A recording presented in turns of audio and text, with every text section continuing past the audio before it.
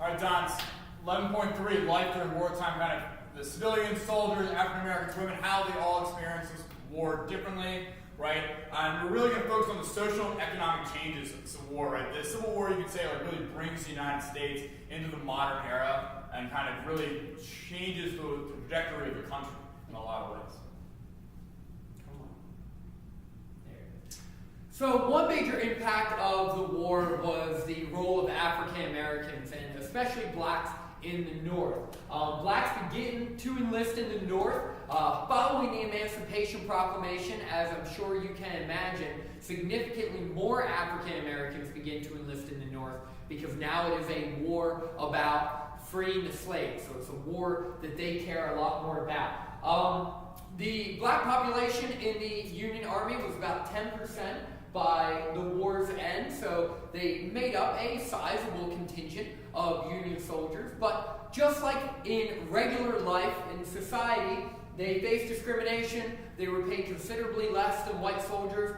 Some white soldiers in the North were resentful, not only for the Emancipation Proclamation, because they didn't necessarily think they should be fighting to free the slaves, but they were also a bit resentful that they had to fight beside African Americans, that they had to fight with African Americans, and they were really uncomfortable with that. African Americans also end up getting a lot more sick, transmitting a lot more diseases than many of the white soldiers, because many black soldiers in the Union Army were designated to grunt work, like burying corpses and things of that nature that exposed them to diseases that made them extremely sick. So they were still treated like the low man on the totem pole, just like they were in Northern and Southern society. However, some black units did serve very bravely, and really there's a sense of like a lot of black soldiers wanted to prove themselves as men, prove themselves as equals to white, right? And famously, is if you ever seen the movie Glory, the 54th Massachusetts, and the assault on Fort Wagner, the regiment volunteered to kind of almost a suicidal attack on this heavily defended southern fort, and it was, I mean, a very brave charge. You had African Americans with Medal of Honors. You had a lot of like really great stories of bravery and heroism from black troops during the Civil War, and they really made a big difference in the Union War effort. Yeah, and one interesting thing about the 54th Massachusetts is at one point they actually went on strike and refused to get paid their lower salary and decided to fight for free, making the point that they are fighting for the freedom of African Americans throughout the entire country, but at the same time they refuse to be treated like they're some type of inferior soldier. Another thing to keep in mind, all of these black men served under, and probably, unsurprisingly, white officers, because it was believed at this time that there's no way an African-American officer would have the wherewithal or strategic sense to be successful in battle, which shows you the prejudices of the time.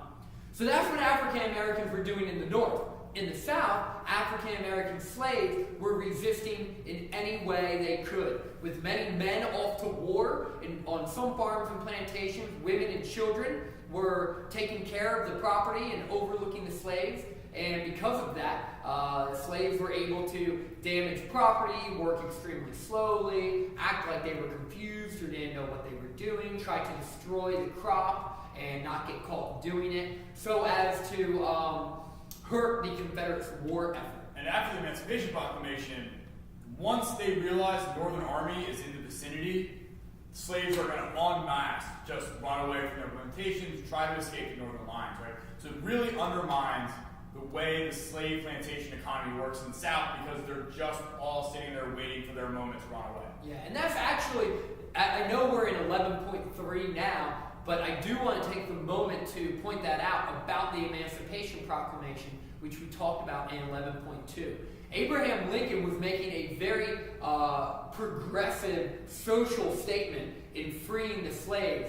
But in addition to that, he knew that issuing the Emancipation Proclamation would really weaken the South's war effort. So it was a very strategic move also. He knew that African Americans would run away to Union lines. He knew that African American slaves would try to undermine the Confederates' war effort. So it wasn't just a social and political statement, but it was a military strategy also, and it worked very, very well. So the economies of the North and South, basically totally different sources. The South's economy totally collapsed. The Constitution they had was very similar to the U.S. Constitution, except it really strengthened states' rights and it guaranteed slavery. That's basically the only two differences.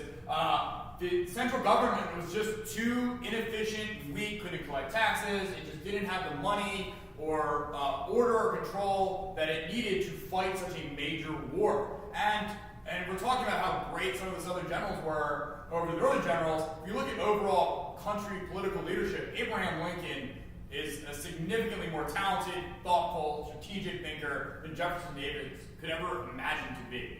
Right? And there's a real disparity between the Southern leadership, political leadership, and the Northern political leadership. And I want to point out that Abraham Lincoln was a better president than Jefferson Davis. But Jefferson Davis had the chip stacked against him also. Because like Mr. Manelsky mentioned, the whole idea of the Confederacy is states' rights. Well, if you're in the middle of a war and all the states decide what they want to do and the federal government can't make states give soldiers over, can't make states pay taxes to support the war effort, is going to undermine the president's authority to do anything, and then people won't respect him as a leader to unify their nation, which is what was happening to Davis at the time.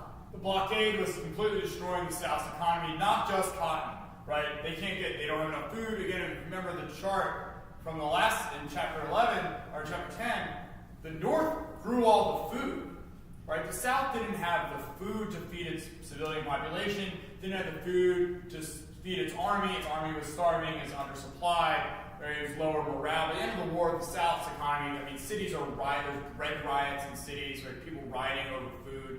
Right, the domestic scene in the South, the home front in the South, was really, really bad.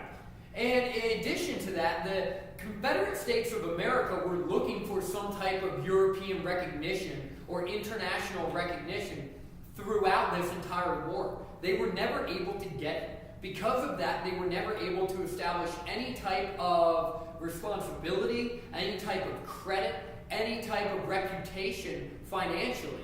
So their money really was worth next to nothing. And their very poor way of solving this problem was by printing more of it, which caused ridiculous inflation and undermined the authority of the Confederate dollar. In the North, the exact opposite was happening. The war led to a huge boom in manufacturing. The North and its factories needed to create goods, supplies, weapons, etc.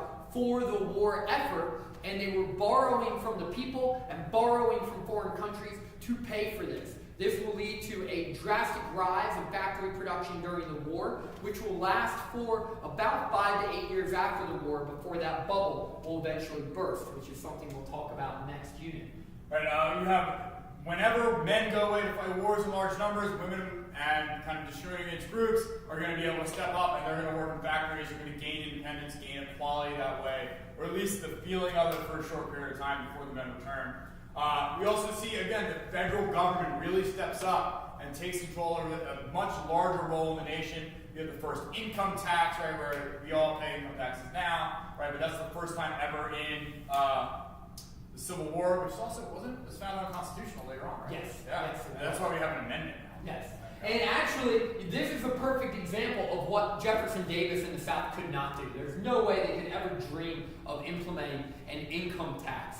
And so this is a huge advantage that Lincoln and the U.S. government had over the Confederacy.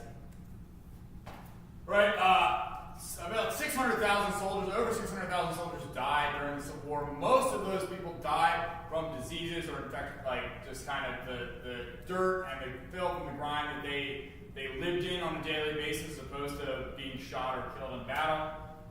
And life on the battlefield was extremely difficult, as you can imagine, especially in the South. If the people who aren't fighting the war are having trouble finding food, then you can guarantee that the soldiers who are fighting the war are really struggling to find food. Like I mentioned, Jefferson Davis couldn't make states, some states just totally ignored his request, so provisioning the Confederate Army with food or supplies in any effective and consistent way was extremely difficult for the Confederacy.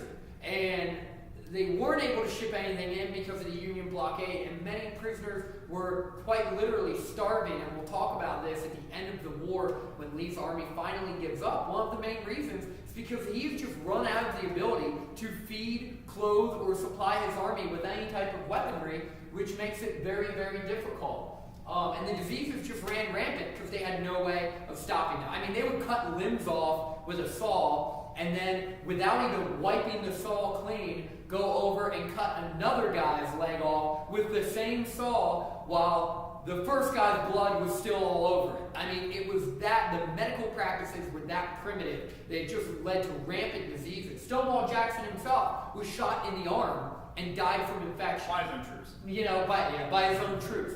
Today, that would never happen. So you had a bunch of soldiers that were dying from things that would not be easily prevented today, but definitely prevented. And disease is an issue too, because you have people that are growing up in these small farm towns that have never been 10 miles from their house in a unit, in direct contact with people from New York and Boston, all over the country, that have a totally different immune system, that carry diseases, and they're just exposed to things they haven't been exposed to.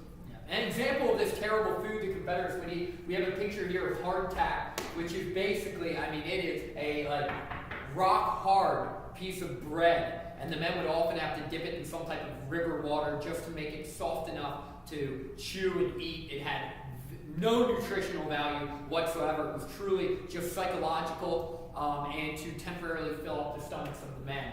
And the last thing we're going to talk about is how the prisoners of the war were treated. They were treated terribly. The POW camps, which means prisoners of war, the POW camps in the Civil War were extremely brutal. Like we mentioned, if the Confederacy couldn't feed their own soldiers, they definitely were not going to feed Union soldiers. Not only were the prisoners treated terribly, but Nathan Bedford Forrest, the man who will later found the KKK, infamously murdered over 200 Union soldiers, black and white, following the siege of Fort Pillow, which is a perfect example of the Confederates and the Unionists. We'll talk about this in 11-4 with the Union doing something similar, just sort of throwing the rules of war out the window and treating their prisoners horribly. The South would just basically kill any black soldiers that they captured. Yeah. What happens at the end of the war, Grant, normally they would exchange prisoners, but Grant realizes the North has almost an unending supply of men and the South doesn't, and it doesn't make any sense for him to exchange prisoners because Grant doesn't need his men as much. So prison camps in the South were significantly worse than prison camps in the North, because A, the North could supply them, and B, the South just would never get rid of them. They just had them for the entire war. Andersonville, Georgia is far and away the worst one. The soldiers died of diseases. They were forced to drink water out of the latrines, like the stream they used the bathroom in was also no stream of water. There was no food, right? And the Commandant of Andersonville is actually one of the only Civil War officers to be tried with war crimes. Yeah. So it was really, really bad. Now, in 11-4, we're going to talk about the rest of the fighting in the Civil War and the Union victory. If you have any questions, please ask your history teacher.